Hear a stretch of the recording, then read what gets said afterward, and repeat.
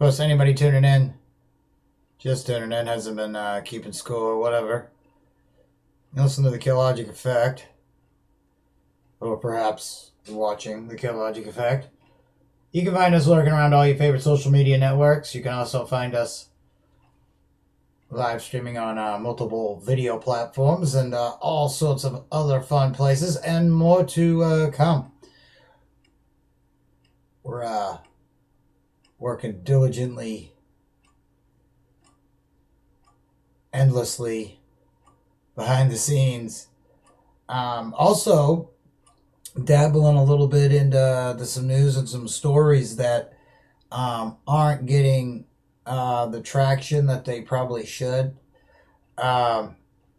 It's funny with all this everybody vaccine madness and ridiculousness and being, fucking convinced that it's your business what somebody else does with their shit medically.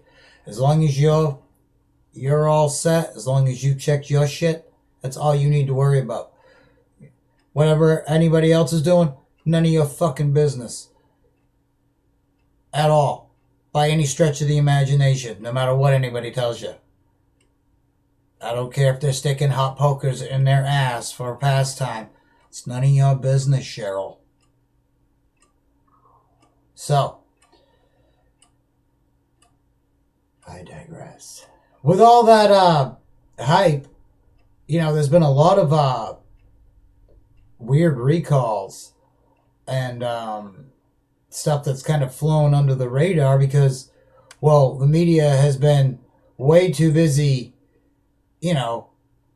covering every other bullshit story that doesn't matter or that just, sows hate and discontent. There is an antibiotic out right now. I don't care who the maker is. I don't care if it's fucking Pfizer, Purdue, whoever. It doesn't matter. The point, there's an antibiotic called Cipro. It's widely prescribed. This shit's killing people in the weirdest way, man. It's an antibiotic. And deep, deep, deep in its literature, it explains how sometimes, now not all the time, I'm not trying to say that this is like a common thing that happens with this. I just found this very wow, really? An antibiotic?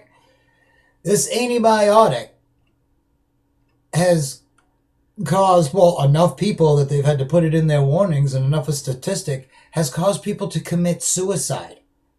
And not only commit suicide, but do it in some fucking heinous ways, man.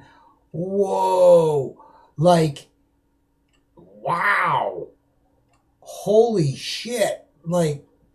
One of them, they strapped themselves to a chase lounge and drowned themselves in the fucking pool. Whoa. That's intense, man. I'm just saying, holy shit. And then the other one, now these were only a couple stories that they, they shared. And then the more I looked into it, I was like, holy shit, dude. Another one, the woman just, was going down the interstate and just everyday occurrences or whatever, pulls over to the side, parks her car, steps out of the car, and jumps in front of a semi. Jesus Christ, man. Holy shit. I mean, I know this is going to sound kind of sexist or whatever, but usually women don't commit suicide in they usually, that's what's so weird about the Miss America or whatever, was she Miss USA or whatever, I don't know what they call it these days at all. It's weird because she jumped off a fucking building, and usually women tend to statistically not commit suicide in brutal, heinous ways. Especially ways that, again, this sounds kind of, especially ways that are going to leave them to, uh, malformed or, yeah. Um,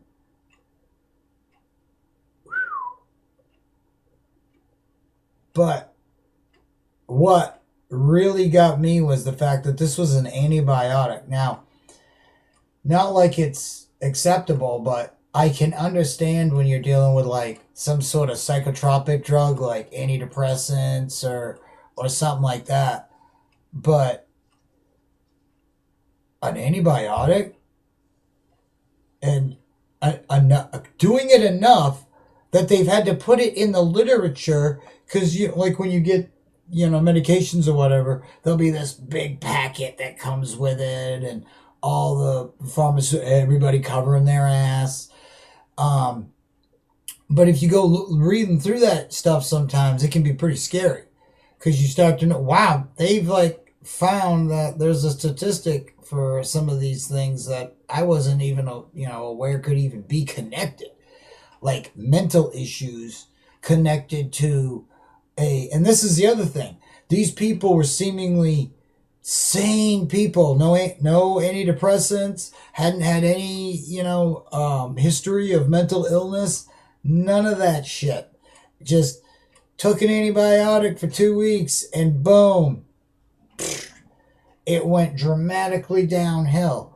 And the one woman, she was documenting her whole descent until the final day. But wow. So, PSA out there, the antibiotic Cipro is kind of scary. And I there's another one that is also prescribed with it a lot, and I don't think there's any connections there, but it really kind of, I guess, illuminates. We get all caught up and everybody's trying to pound into everybody's head, oh, everything's safe. No, shit's not safe for everybody, man. Not everything works for everybody the same fucking way. Just because something is designed to do something doesn't mean that it's always doing it. And that's what people need to get through their fucking head. Just because something works for you, oh, I got this, no, not a problem. Yeah?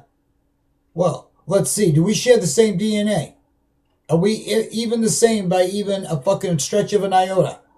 No? Oh. Well, then I guess your point is fucking valid, isn't it?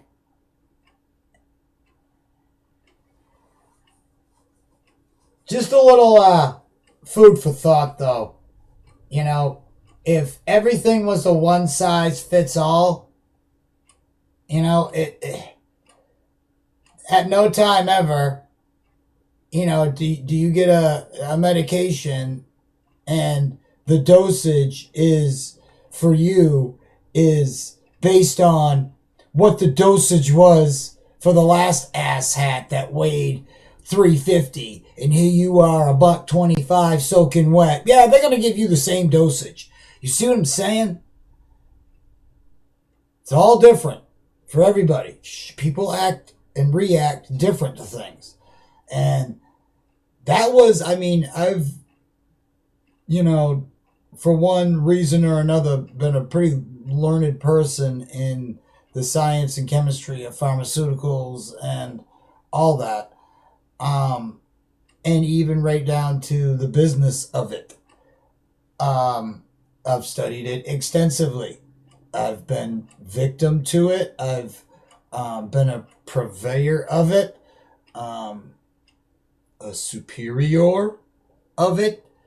But I did not know at all that antibiotics could cause depressive behaviors and even suicidal. Wow. That's... So again, folks, just remember, it's not the same for everybody. And, if it was, then, they wouldn't have stats that keep an eye on these things to make sure, whoa, I guess that's not working the way we thought it would.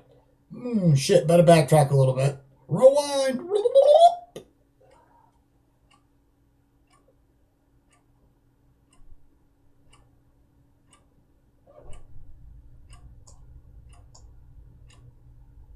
It'd be nice if we had some sort of ability to go the Jungian theory type way and step outside oneself to view the situation almost in a way exit the soul. A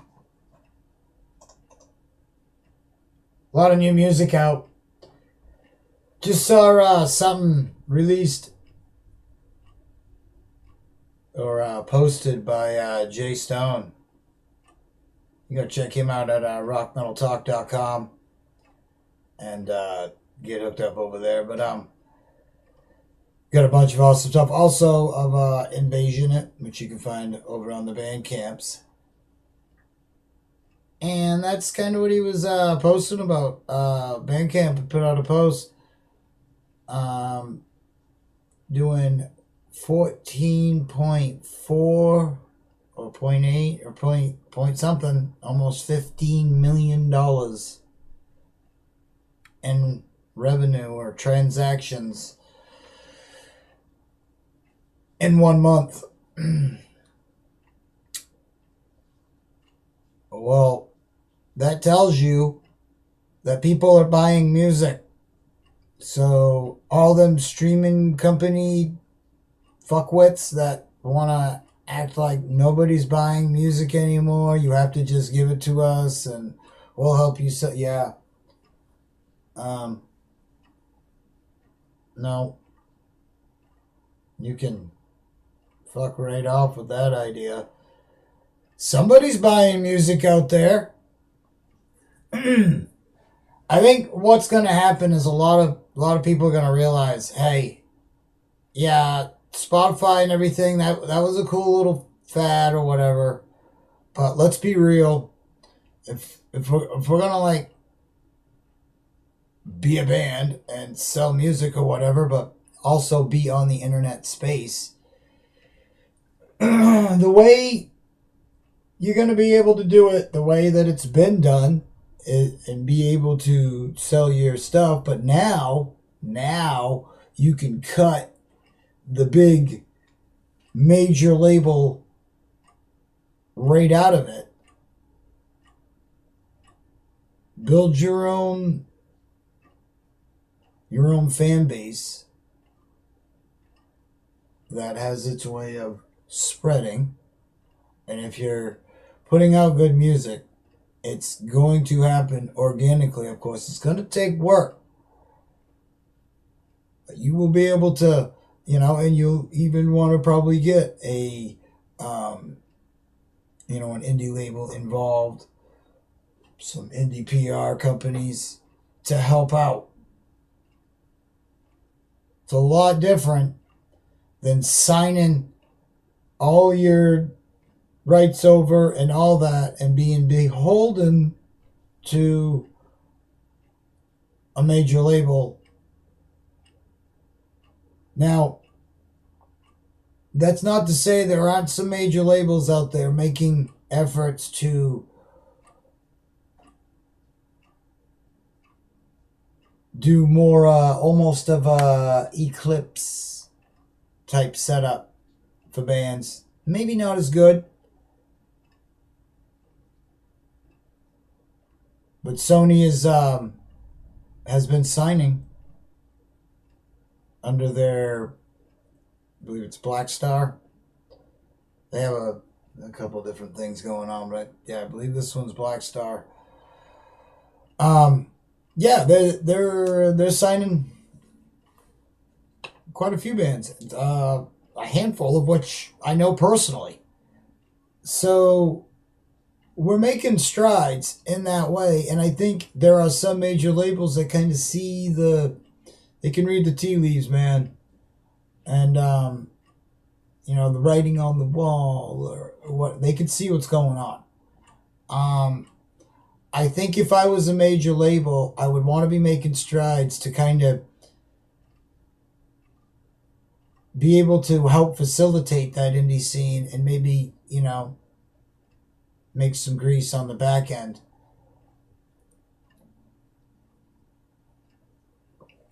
Because, I mean, we're watching how it's literally, look, the major labels are doing what they're doing right now because they're losing money.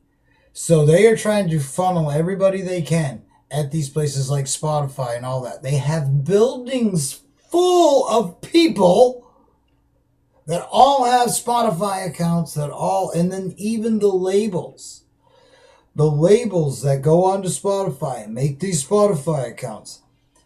Everybody that works for the label has a Spotify account and is involved in said playlists and all that. That's part of, oh yeah, you get it free, blah, blah, blah. Little do they realize that their numbers are being conjoined with all of these other numbers to bolster numbers.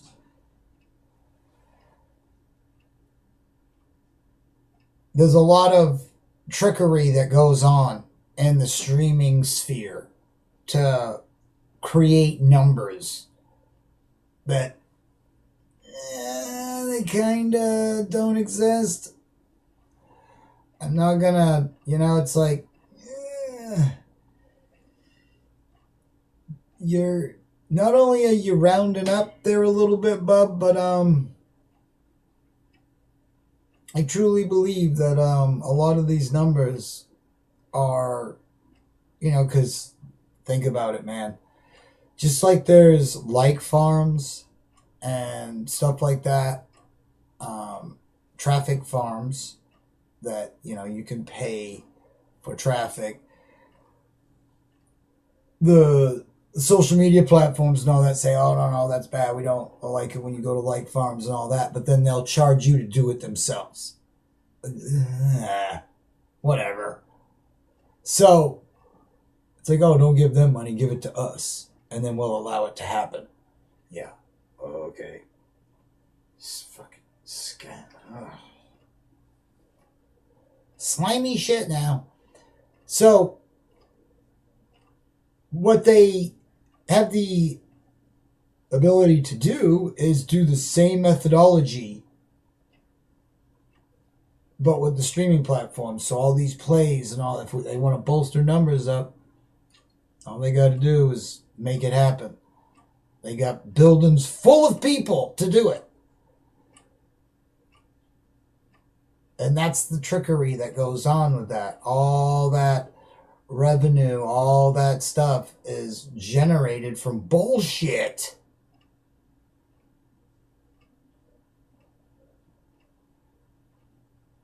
Some of these things are getting numbers that, like, everybody that's on the platform would have to have been on the platform and listening to this thing at the same time. It's just, I've seen some of these outrageous numbers, and then the outrageousness the other way.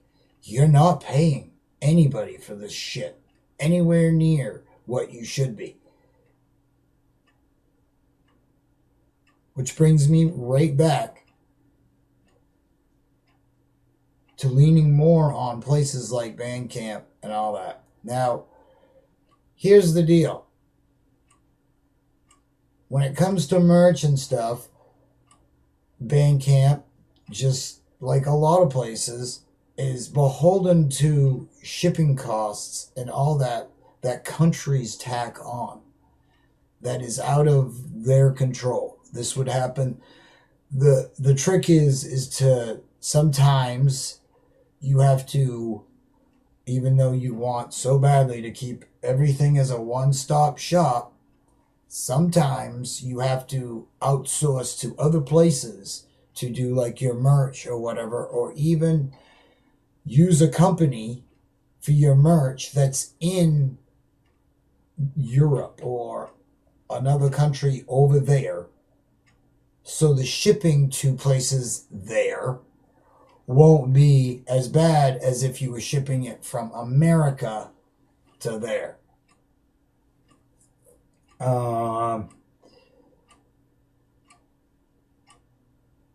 There's a lot of ways to get around, but the shipping, and especially nowadays, has just, it's insane. I've talked to some bands, and they've even put out some posts talking about how they're not going to be able to, sell CDs in certain markets because it costs more money to send there than they're charging for the disc to begin with. That's, stuff like that has to average out. And it's like bands only want to charge so damn much for a CD. I mean, at the end of the day, they're going to charge what they feel is fair, or what they would want to pay. So, raising the prices because of shipping, it's, we know what needs to happen in that area. But that's a whole nother conversation for a whole nother day. The point is you got to try to work around these situations and ship from within the area that you are trying to ship to. You know what I'm saying? Picking up what I'm laying down?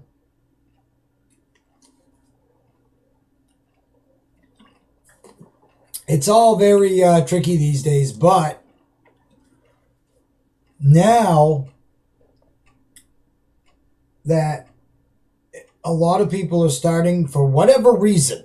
Now, again, this whole Spotify thing, I don't care how you got there, whatever vessel you took to get to the, hey, that's Spotify. I'm not sure I like them guys. Well, that's great. Welcome.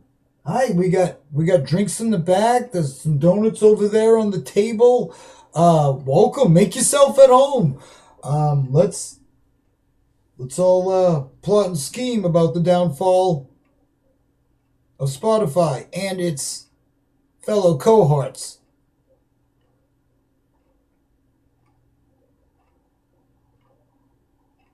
It's funny that they get all worried about people stealing music, or it's like, why? You're doing it. What the fuck? It's like, don't get all shitty with me for stealing it. You're fucking stealing it right now. It's like, Jesus. Like thieves getting all mad that you stole a bunch of shit they stole. Like, you stole it? What the fuck? So,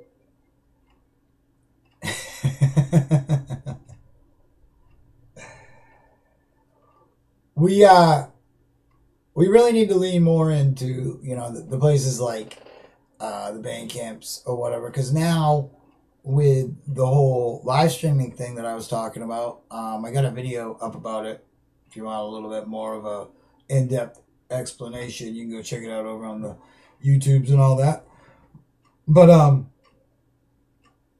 in a nutshell, bands will be able to stream from Bandcamp. Now, I had heard that this was coming, but I didn't know how close it actually was. And I had seen some evidence that it was on its way. And that's kick-ass. Because one of the biggest things that I think keeps some bands away from places like Twitch is, first of all, it's a whole another platform to learn. It is a little intimidating because it has its own little world and its own ecosystem and its own, you know, money even. There's a lot to take in as a first timer over on Twitch, and I'm not, trying to say this to the, but if you're going and you got enough people around you, you can pick it up just like that. It's not, but the barrier to entry is minimal to none, depending on if you want to go in as a Prime member or whatever. Because if you got Amazon Prime, you should be utilizing Twitch because you get free games and all that stuff every month. But anyway, there's a lot of there's just a killer community and communities of musicians, people playing music, people playing other people's music, spinning it, or there's just a whole array of music and types and ways to take in music. And 99.9% of the time, it's all live and interactive. So being a band and getting linked up with other bands, happens very quickly, and the audiences in there are basically captive. They don't want to go nowhere else. They just rather just hang out on Twitch. Twitch overall has a fairly good community, and it's a fun place to hang out. There's a lot of stuff to go check out and do, and places to talk, people to talk to, things to do, and a lot of interesting things that you wouldn't ever think you would want to watch. And you get to watch it live, and it's awesome. Even right down to fixing stuff and just all sorts of neat stuff, man, that you would never, wow, okay. But point being though is it's a whole nother platform. So if you're a band and your social media time is limited due to your work, being in a band, doing your thing, you gotta really utilize your time and get the biggest bang for your buck, so to speak.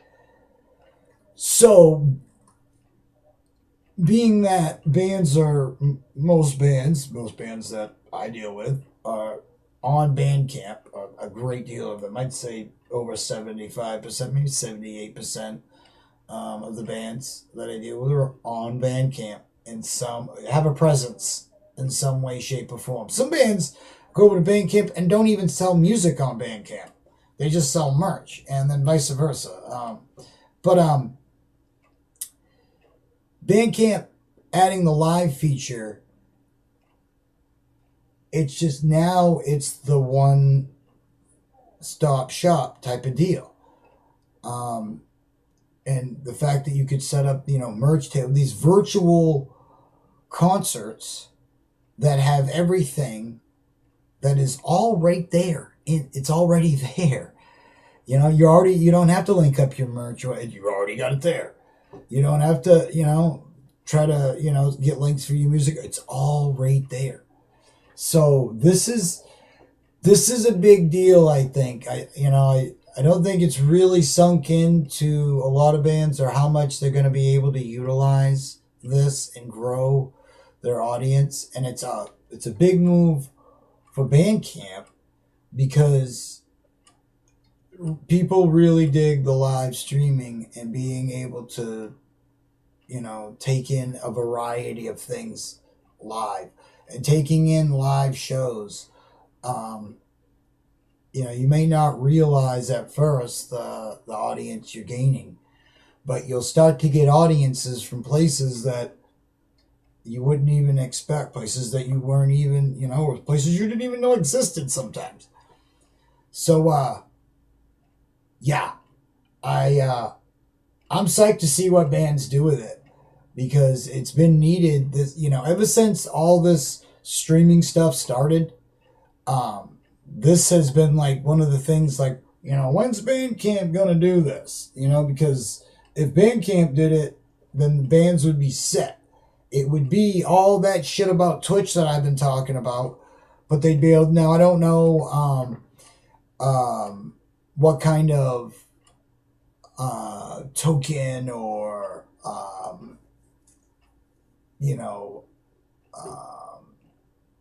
money donation type thing they're gonna have set up for the live feed. I haven't seen like any previews of the intricate stuff, or how any of the tips and stuff like that works with the integration. And I am not sure how it will integrate with things like Streamlabs and all that. I'm definitely sure it's, and that's how I knew it was coming, was because it came up in the list of places in OBS that you stream, when you set up your stream key and all that stuff. It was in there, and I was like, Bandcamp? What do you mean? So they'd already been laying down the groundwork and the encoder stuff for a while. And with all the stuff that you can integrate through OBS or any of them streaming platforms, most people are going to be using OBS to stream. That's what we're using. But with bands, there's going to be a bunch of different ones that they might, because some of them, a lot of them are going to be doing it right through their phones, right through their iPhones. So there's a lot of that linking stuff that's going to have to be worked out. But that's, I think they're going to, why it's taking a while is because they're making sure that it's going to be as dummy proof as it can be and as easy as it can be. And that's the other barrier that has, you have to be somewhat tech savvy with some elements of some streaming. You got to know a little bit about what you're doing. A little bit about how computers work and stuff, just the, at least the fundamentals, but when there's other platforms that make it really, easy, where here, press this button here, put this button here, they walk you right through it, boom, boom, boom. That's when it gets utilized more. There's a ton of them, different live streaming things people are doing from their phones. So I'm definitely psyched. I look forward to seeing what happens and what bands do with it. I want to see a lot more live concerts and all that stuff. I think it's going to be really cool. But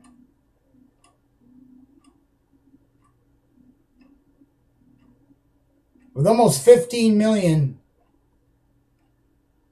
going through that place in 1 month, it tells you that we don't need to be getting, if you want a streaming platform that's going to pay you and also be a good place for users. Where's that dude with the the meme where he's got his hands and he's like, he's got that smirk on his face? That shit's awesome. That's, dude. We need to really, and hey, I would like to see a competitor for Bandcamp. I want to see, we luck out when big companies compete. I want to see somebody that's doing the same thing Bandcamp's doing, except they're saying, oh, we can do it better. Okay, good, show me.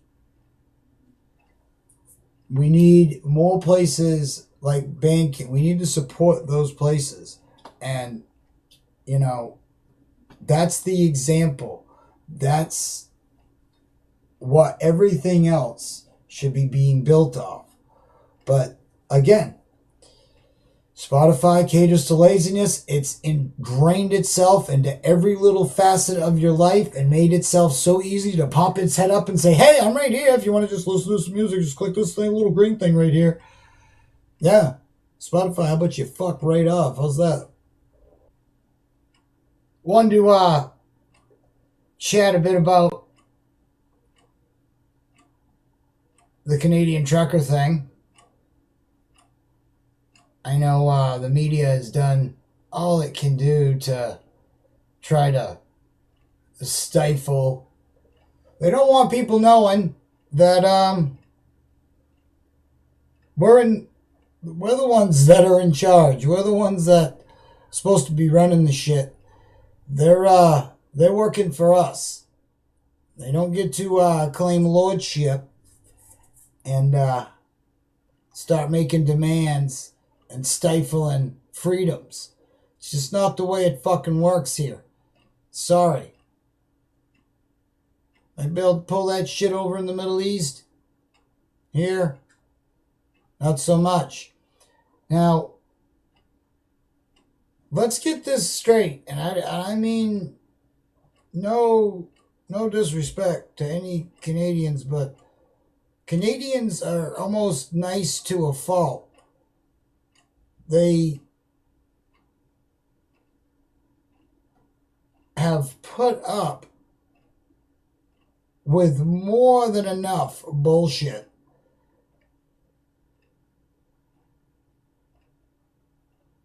And we have dictatorish like actions that are, I mean, dude, you've pushed your people to the point that the whole friggin' country has revolted. They're over it. No more. And look, at the end of the day, gonna need them truckers. You want anything. You want all them piles of money you sleep on at night. Yeah, we're gonna have to truck it in. It doesn't just materialize.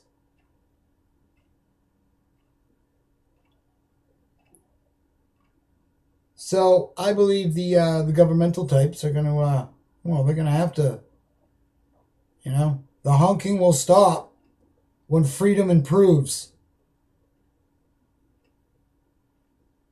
It's the great honkening. Hong Kong.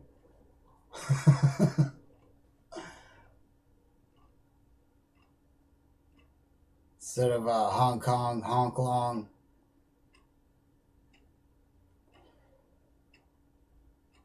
Now, Mr. Sean Strife had put out a video that we shared all over Facebook and all over the places about how promoters and such are claiming they are not going to do work with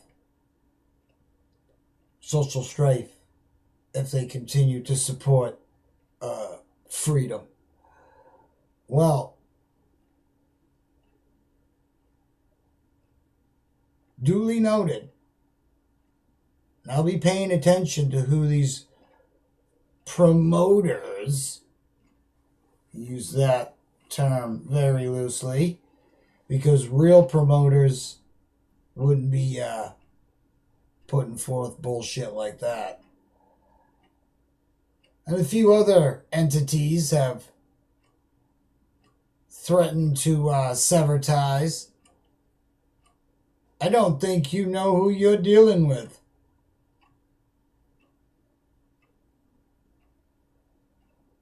If you think Mr. Strife is gonna back down You are sadly mistaken. It ain't happening. He's coming for you, bullshit. He's coming for you. Get ready.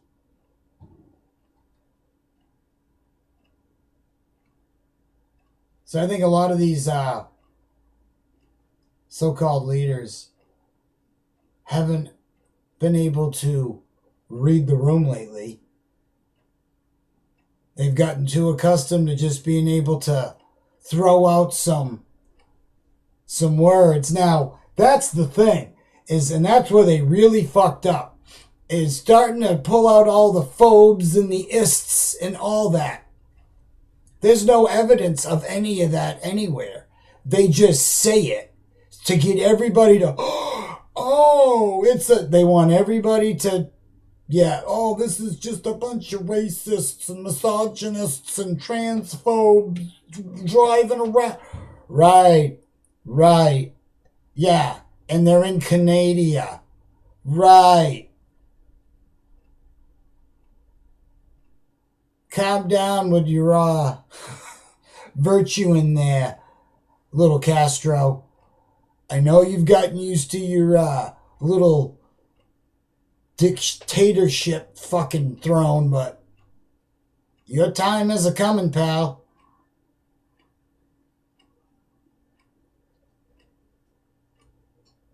I'll make sure I lend any bit of my soapbox to Sean Strife and anybody like him that needs it.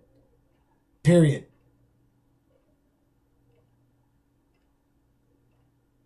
You motherfuckers work for us. End of story. They said enough, so guess what? It's enough.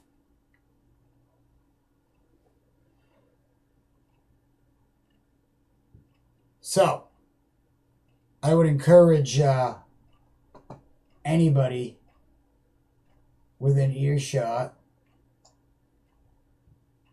to share any info or show support in any way they can.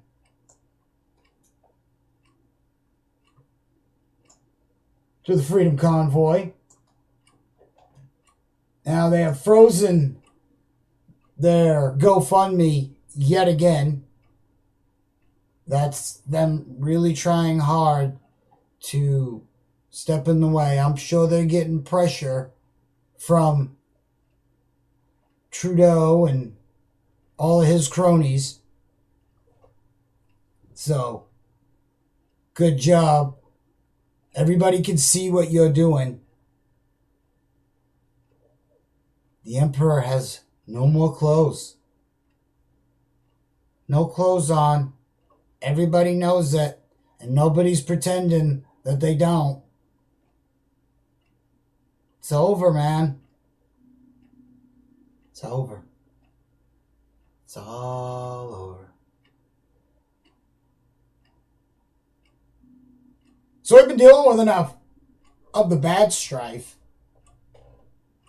Why don't we get some good strife? A little bit of strife in your life. Some social strife even.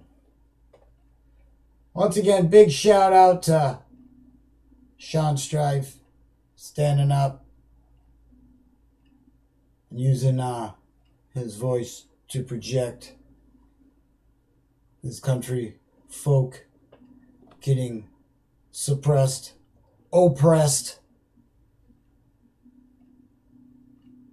The great honkening has just begun.